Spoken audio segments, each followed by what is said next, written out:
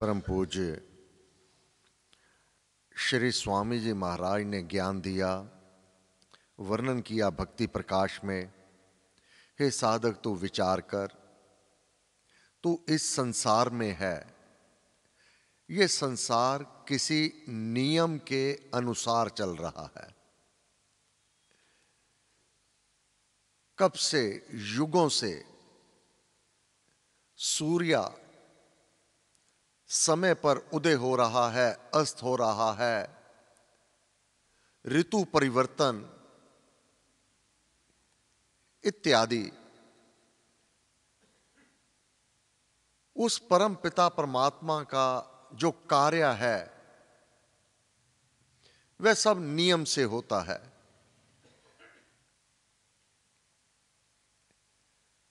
इसमें धैर्य बहुत महत्वपूर्ण है। कोई भी कार्य में नियम और जो उसका विधान है उसके विपरीत चल करके कदापि सुख को अथवा शांति को नहीं प्राप्त किया जा सकता। यह ज्ञान होना अति अनिवार्य है। जिस प्रकार यह सृष्टि किसी नियम पे चल रही है, आधार है ये।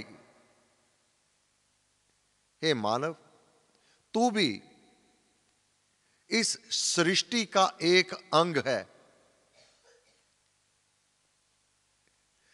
अपने जीवन में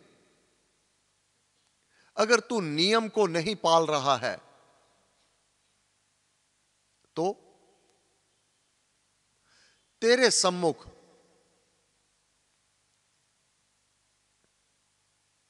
अज्ञानता के कारण बाधा विघ्न बहुत अधिक खड़े हो जाएंगे, जिससे तू विचलित हो जाएगा और अपने नाश का आप कारण बन जाएगा। मानव देह में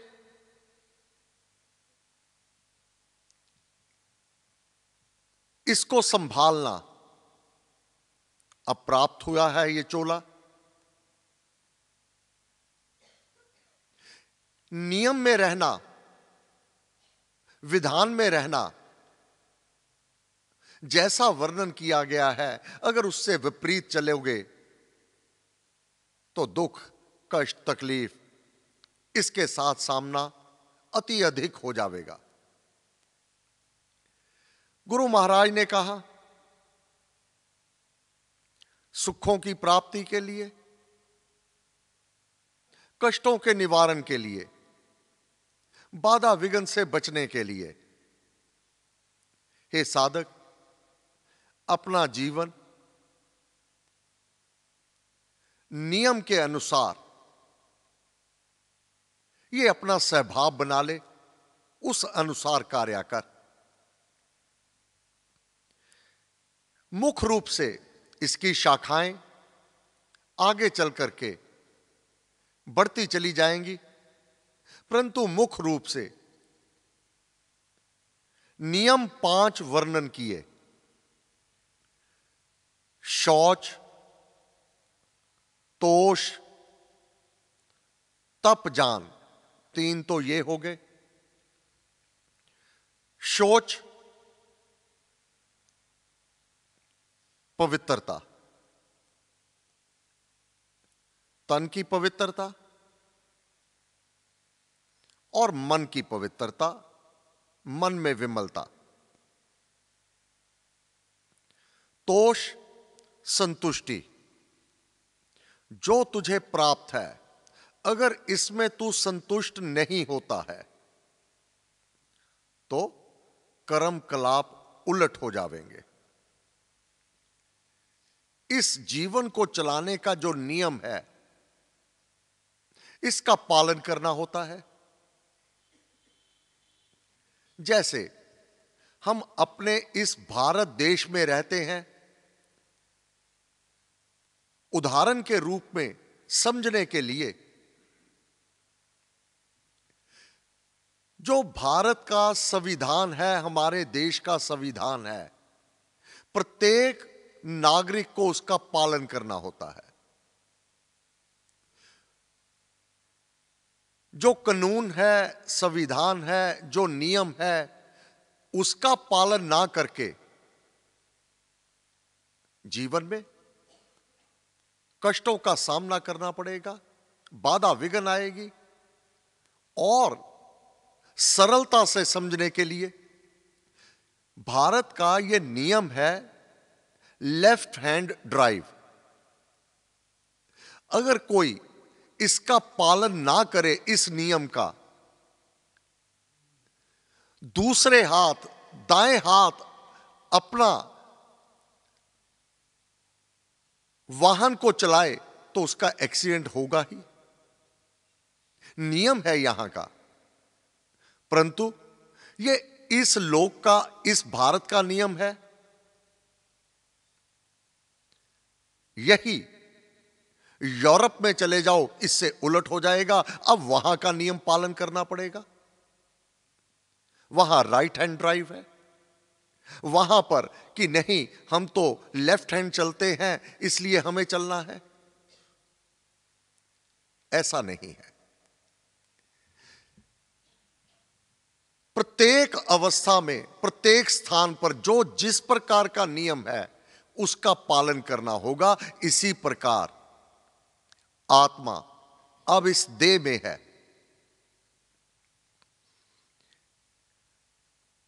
इस आत्मा का उद्धार करने के लिए, कल आत्मज्ञान प्रसंग हमने लिया था, यह उसी की कड़ी है। आगे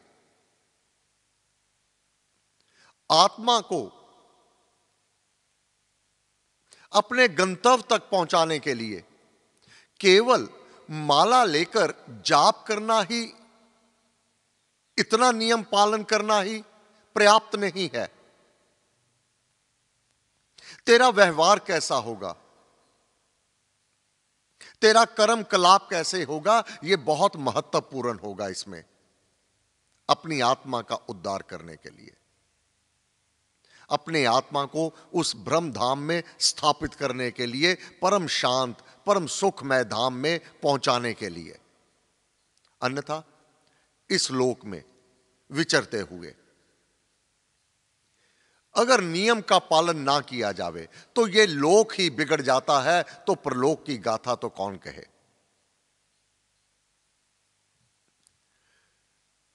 शौच, पवित्रता, आंतरिक और बाह्य,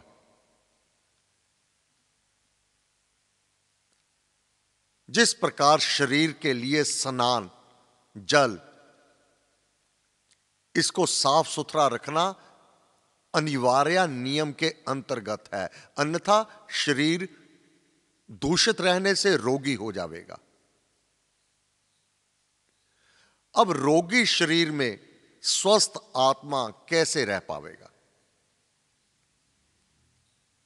उसके कर्म कलाप ही बिगड़ जाएंगे। यह तो बाहर की शुचिता हो गई,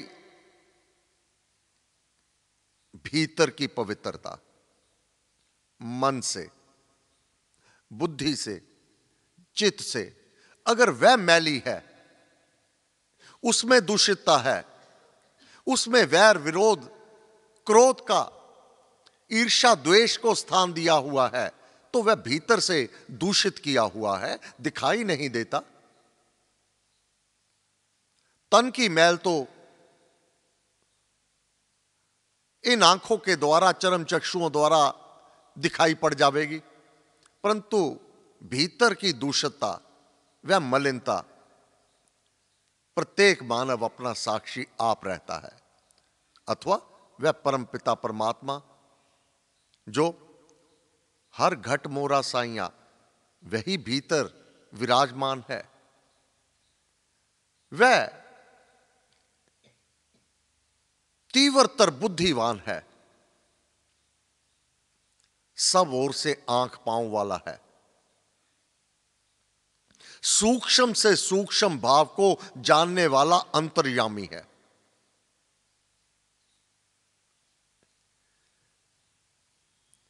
फिर है तप। तोष, इससे पहले संतुष्टि, जो कुछ प्राप्त है। सर्वप्रथम उसके लिए हे मानव तू परमेश्वर का धन्यवाद कर, जो कुछ भी तुझे प्राप्त है। तेरी दृष्टि में किसी दूसरे की उपेक्षा कम अथवा ज्यादा हो सकता है,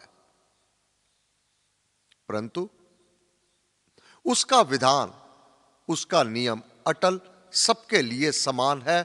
जो जितने का अधिकारी है उससे वह उसे वंचित नहीं कर पाता, वंचित नहीं रखता उसे। अपना बीजा हुआ स्वयं काटता है मानव, कम अथवा ज्यादा। तो तोष, संतुष्टि बनाए रखना, धन्यवाद करके जो प्राप्त है उसके लिए प्रभु का धन्यवाद करना, यह नियम है,